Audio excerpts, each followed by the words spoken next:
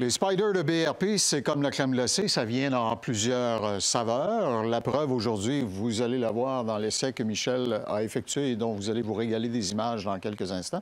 Michel, c'est la Spyder, la F3. C'est un petit peu plus attitude sportive, hein, dirons-nous? C'est ça. C'est comme ça se situe dans le milieu, dans les différents modèles. On a la Ryker, qui est le petit modèle vraiment sportif, plus solo. On a la Limited, dont on a fait l'essai aussi.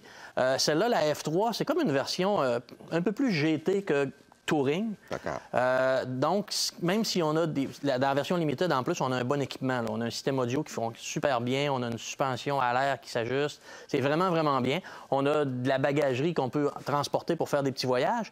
Mais celle-là se comporte de façon un petit peu plus sportive. OK. Bien, avec notre ami Michael de chez Adrenaline Sport et Y Moteur, parle-nous un peu justement de l'ensemble des caractéristiques distinctives. Tu me faisais remarquer, par exemple, avant qu'on entre en onde, que la poulie d'entraînement à l'arrière n'a pas, pas le même ratio. Donc, ça, comme Michel l'a dit, ça crée une machine plus sportive. Oui, ils vont vers une accélération qui est un petit peu plus vive comparativement à un modèle RT. On a un véhicule ici, là, on a une édition limitée en passant. Alors, c'est dans la famille du F3, c'est la version la plus garnie au niveau des équipements. On a une bonne bagagerie sur le véhicule, un peu moins que sur la RT. Si on regarde le centre de la gravité, on est assis beaucoup plus bas, près du sol. La selle, on le voit tout de suite. Oui, ce qui vient justement ajouter là, au sentiment de... C'est beaucoup plus interactif au niveau de la conduite qu'un RT. Là. On va chercher un côté un petit peu plus sportif, mais sans pour autant négliger le confort et puis l'équipement. C'est un véhicule qui est bien équipé pour autant. Quand tu dis, Michael, un peu moins d'espace bagage, est-ce qu'on comprend que la cavité à l'avant est légèrement moins volumineuse? Oui, la bagagerie avant passe de 45 à 26 litres. Okay. C'est dû au système de refroidissement qui est positionné d'une façon différente sur un châssis d'F3 par rapport à un RT. On a un coffrage aussi qui se veut un petit peu plus compact. Oui. Justement. Oui, donner... question de look de ligne aussi. Hein? Oui, exact. Ça nous donne un bon feeling, là, plus sportif quand on la conduit. La tenue de route est vraiment... Et est-ce que j'ai raison si je dis que c'est celle dont les repose-pieds sont parfaitement ajustables? Oui, on peut déplacer les repose-pieds du conducteur pour une personne de 5 pieds à une personne d'au-dessus de 6 pieds facilement. Puis on peut aussi adapter. On a 3 versions de guidon pour la portée des bras aussi. Beaucoup plus projeté vers l'arrière que sur la RT, par exemple. On peut avoir de la portée courte ou de la portée longue, exactement, pour s'adapter. OK. Et la F3, me disais-tu, dans nos conversations, elle est disponible essentiellement en 2 variétés. Là. Il y a la F3 qu'on voit là.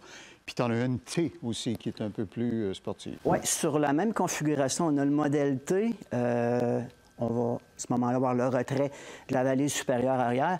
Mais on a aussi, si on parle de F3 tout court, on a un F3 sans valise, beaucoup plus sportif dans l'entrée de gamme qu'on appelle F3, F3S. À ce moment-là, c'est des véhicules qui sont plus dépouillés au niveau de l'équipement.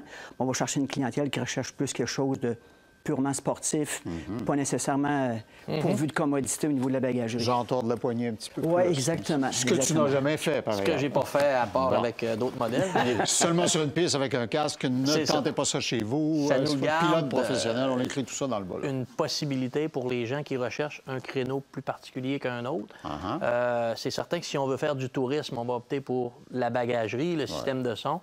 Mais si on veut faire juste de la randonnée, partir une journée à la fois, puis qu'on aime le côté plus performance, mais quand même assez confortable puis luxueux. Ouais. Alors, comme nos images le montrent en piste, tu as mis la F3 à l'essai sur le circuit de nos amis de Montmagny, à qui on remercie qu'on remercie pour leur hospitalité. Vos impressions, mon cher?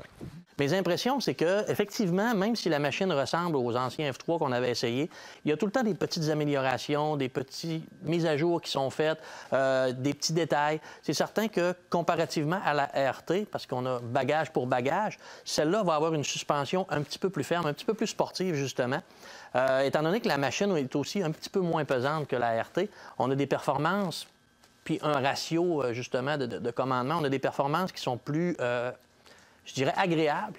Si on recherche le côté feeling, bien, c'est certain que c'est pas une machine pour faire des cascades dans les courbes, mais on a quand même une super bonne tenue de route. C'est très stable, c'est facile de s'amuser aussi, en même temps qu'on se promène puis qu'on examine le paysage. Je serais tenté de croire aussi, à cause de la configuration, que la réponse puis le ratio différent que Michael nous expliquait tout à l'heure, la réponse instantanée doit être C'est certain qu'on a un très bon moteur. Je me souviens pas c'est quoi, Michael, le couple Bien, on parle de 115 chevaux puis 96 livres-pieds de couple. C'est ça. Donc, la réponse du couple, ça, je me souviens qu'au feeling, ça répond très, très bien. Les accélérations sont vives, ils sont agréables.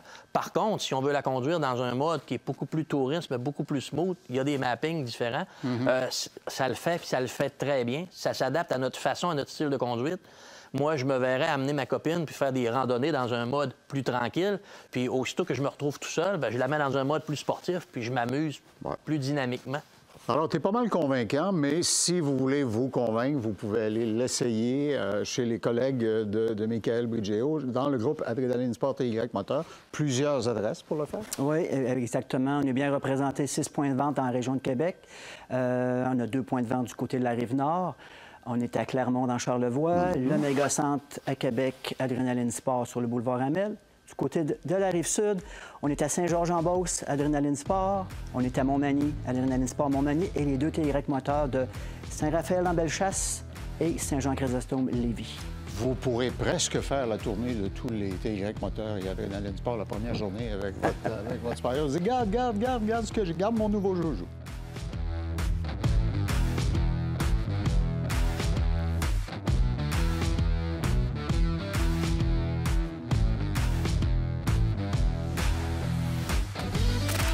Cet essai sur piste vous a été présenté par Adrénaline Sport et TY Moteur.